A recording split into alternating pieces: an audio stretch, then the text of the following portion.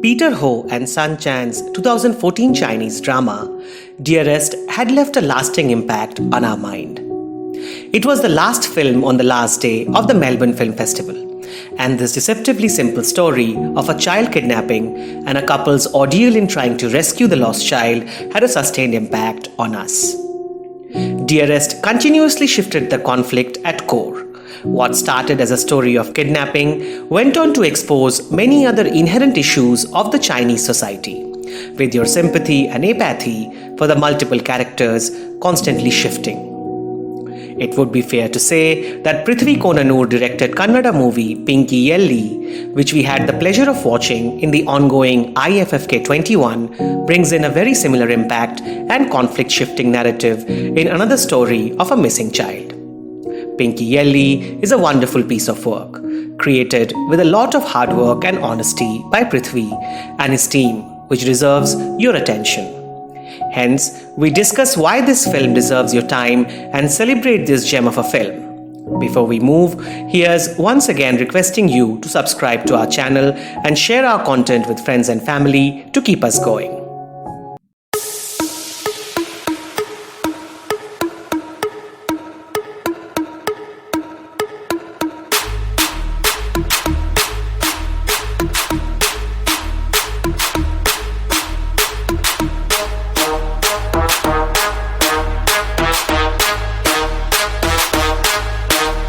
Don't get us wrong, Pinki Elli doesn't have any influence of Dearest in its script or treatment. If thinking minds want to express their concerns on the times we live in and with the similarities that exist in the societal structure of India and China, such parallels are bound to be there. Prithvi Konanur calls his film a societal thriller, which absolutely makes sense. Much like Dearest, even if the narrative starts with the missing infant, the crisis keeps on building far beyond that. If you are wondering what bigger stakes can be there than a missing infant, you need to watch the film.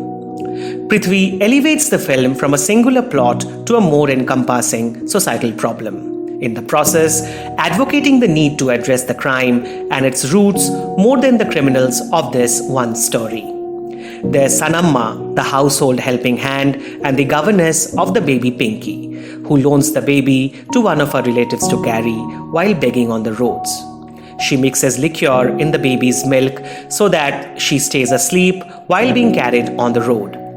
And yet, one look inside Sanamma's house shifts your rage for this lady to understanding and eventually to sympathy.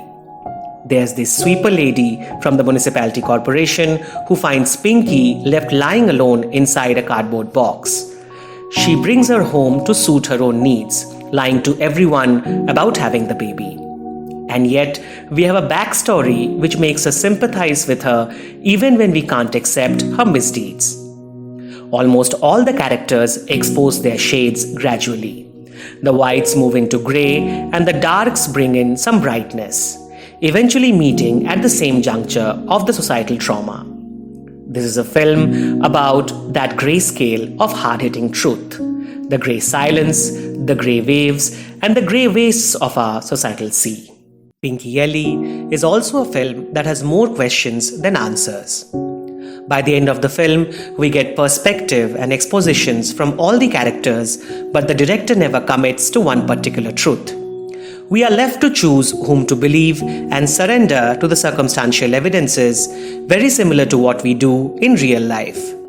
It also raises the question about the impact of the separation of the parents on the child and how the emotional gap between two individuals who brought a new life to this unforgiving world ends up in wrecking that new life. In Pinki Elli, an infant is exploited and gets lost in the process. In Dearest, the kid is kidnapped.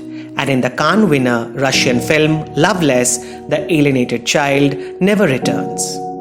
Pinki Elli adds itself to the list of contemporary films which holds a mirror at the systematic degeneration of the emotional quotient within our relations and society, putting innocent children in the middle of the conflict. Again, the film is not an answer to resolve these conflicts, but definitely serves to be a reason for deep contemplation about what we really want in life, as we see Bindu, the mother, doing at the end of the film. Prithvi mostly casts non-actors in this film to enhance this relatability factor. Gunjalamma, who plays Sanamma in the film, is a real-life caregiver for kids who played the same role in this movie. And when we find the same Gunjalamma representing the film with Prithvi in the International Film Festival of India, it gives us immense pleasure and pride. If not in real, it feels Prithvi in real has a few answers to the societal crisis he brings out in his film. After all, again like Dearest, Pinki Elli is also a film which is based on real-life incidents, and unless we together bring in the resolutions to the real issues in real, the purpose of this brave attempt might not be met. Please spread the word and awareness for this film and try watching it whenever you have the opportunity. It is still playing in the ongoing IFFK 21 and must be making rounds to the festivals in your respective cities. We will also wait for an online release and try to communicate with the director to get further updates. We will keep you posted.